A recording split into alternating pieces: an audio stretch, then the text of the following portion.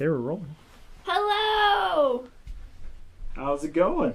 We made it through week 2. Yeah! So how do you feel about this week? This week was great. Yeah? Yeah. I think we got a lot of miles done this week. We got a lot of miles done. We met a lot of super nice, helpful people. Mm-hmm. So, we, I guess this week sort of started coming down into Scissors Crossing.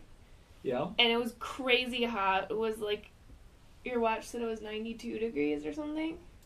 It was 93 coming into Scissors Crossing. 93 degrees. That was our no first... shade. So hot. That was our first 20-mile plus day, was coming into Scissors Crossing. And what happened that day, at the end of the day? So we get down to Scissors Crossing, where these awesome people maintain a water cache under the bridge, under the highway, because there's no water. And we met up with this woman there, First Light. We had seen a couple times previously, like we had stopped at the same place for lunch and stuff while hiking. Mm-hmm. And she wanted to hitch a ride to this little RV park that's down the street, like 4 miles or something, to do some laundry and get a shower.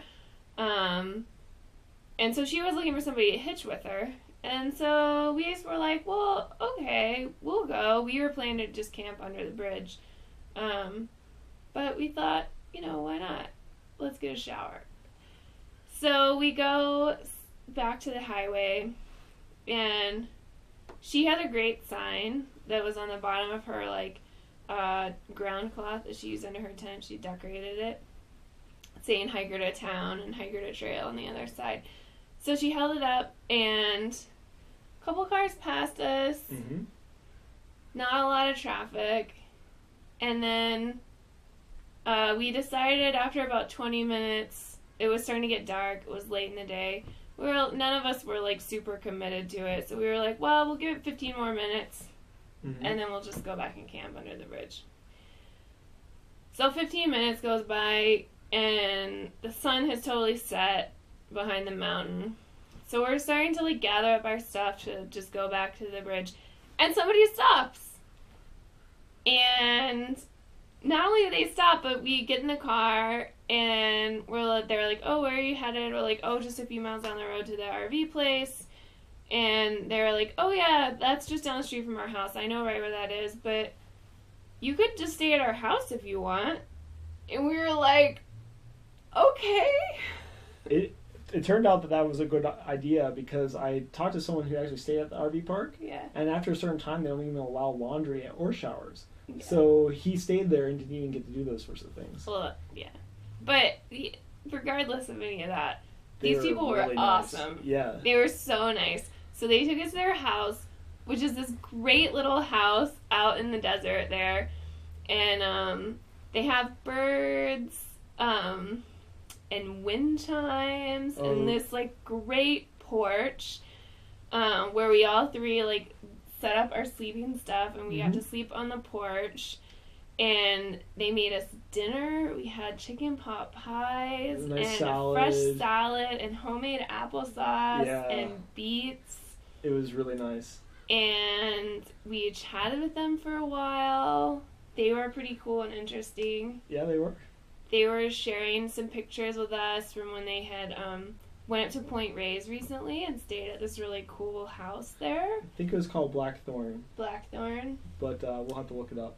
And then they were telling us about her dad was a diver who was in some military, Navy maybe. Anyway, she grew up in Guam, and scuba dive, was a diver there, and I've written a book on it even. Yeah, and you used to dive down to all these old German warships. Mm-hmm.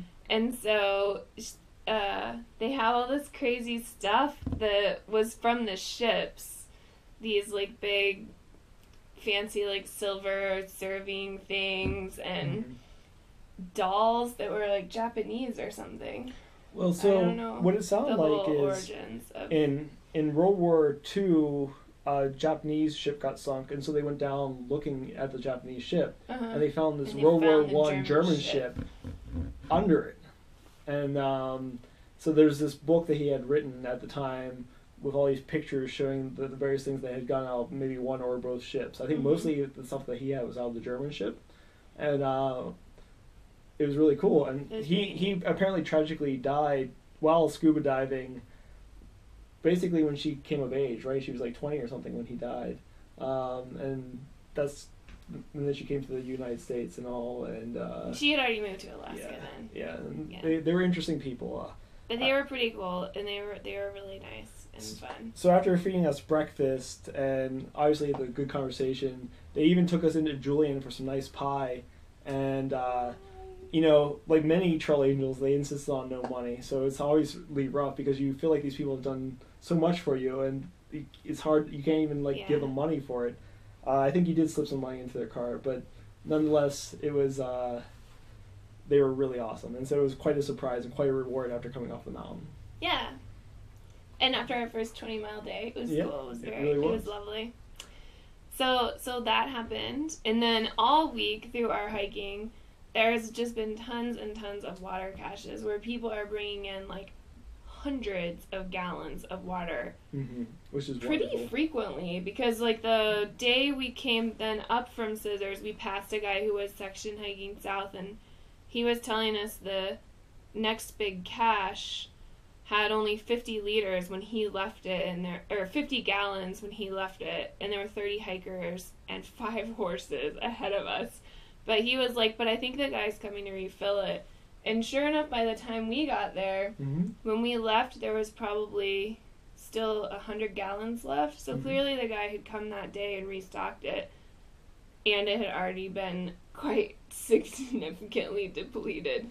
It's, the hardest part of the desert, I think, is the water, because you have to be very careful between water stops to make sure you have enough water. And also, some of the springs are quite expensive to go to, in the sense that they're a mile down the hill and 800 feet down the hill. So it makes a lot of sense to carry a lot of water and be safe about it, but the caches make an enormous difference. They really do. Well, the caches are in places where there's not even springs a mile off the trail. Right, exactly. You have to carry an enormous amount of water if it wasn't for the spring, or for the water caches. Yeah. And I'm kind of curious to see how the Mojave Desert water caching / spring look, so we can get an idea of what we're going to have to do in the future here. Yeah. So that was all really cool, and then, was it yesterday or 2 days ago? 2 days ago, we came down to some highway, 74 or something, and we had an awesome burger at the Paradise Valley Cafe. And another cool Trail Angel person was there, Dr. Soul, who is a retired truck driver. Did you know that? Yeah. I learned that from Robin and Rachel. I didn't realize that.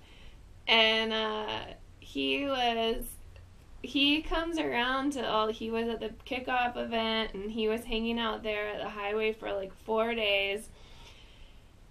And he cleans up everyone's feet in blisters. And gives advice about how to keep your blisters or manage your blisters.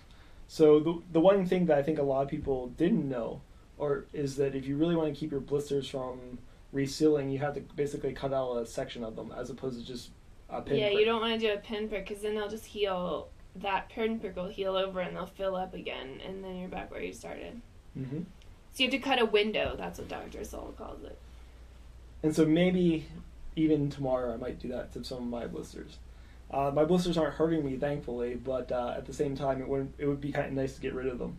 Yeah, we hung around in his tent in the shade for a while, and we both have some really small blisters. I have a little one right here, but it's from a rock in my shoe that I didn't take out, which is really dumb. But so it's not actually where I walk from, so it doesn't hurt too much. And you've got a little one on your heel. Yeah, I have one on both sides of the back of my heel here. Yeah. And they don't really bother me, but at the same time... They're like this big. They're not very big, yeah. At the same time, if they were to pop, I don't think that would be entirely comfortable, and they might get infected. But when we were hanging out under the tent, we saw people that had blisters like all over their feet. Mm-hmm. They were It was enormous. terrifying. I don't know how some people are walking, but it made me feel really lucky. Mm-hmm. And not too long after we left Dr. Soul, we kind of decided that we're going to take a 0 day this coming Monday. And so the idea was, as soon as we got into Idlewild, we'd get all that day off as well as Monday off. And so after an interesting hike, I mean, it was really cold yesterday up on the mountain. I don't know exactly what this mountain range is called, but it's San Jacinto's. San Jacinto mountain range, which San Jacinto mountain is actually a part of. Yeah. We had some really cold weather up there. Really steep climbing too. I don't even see how a horse could possibly do that trail up there. Yeah. And the PCT is supposed to be a riding trail also. So after a night in which we got to see Palm Springs on one side and this enormous cloud over Palm Springs and a lot of wind, and we walked through our first snow today. Yeah, that's true.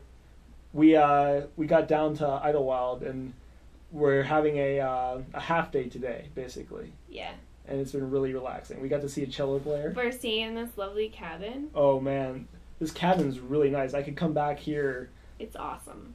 And just relax. It's enormous for one thing, and it's really cheap for how enormous it is. It's definitely They give a really good deal to hikers. They do, and maybe tomorrow night. I kind of think it's unlikely tonight since no one seems to need the space. We might even have to invite hikers in because we have 2 twin beds that we're not even using. And then other than that, it's Cinco de Mayo, so I think we're going to meet up with 2 gentlemen from Louisiana that we met early on at Lake Morena. They currently go by the names Voodoo Cheese and Pukey. And so we're going to meet up with them, I think, and have some Mexican food to celebrate Cinco de Mayo. We will see you next week. Good night.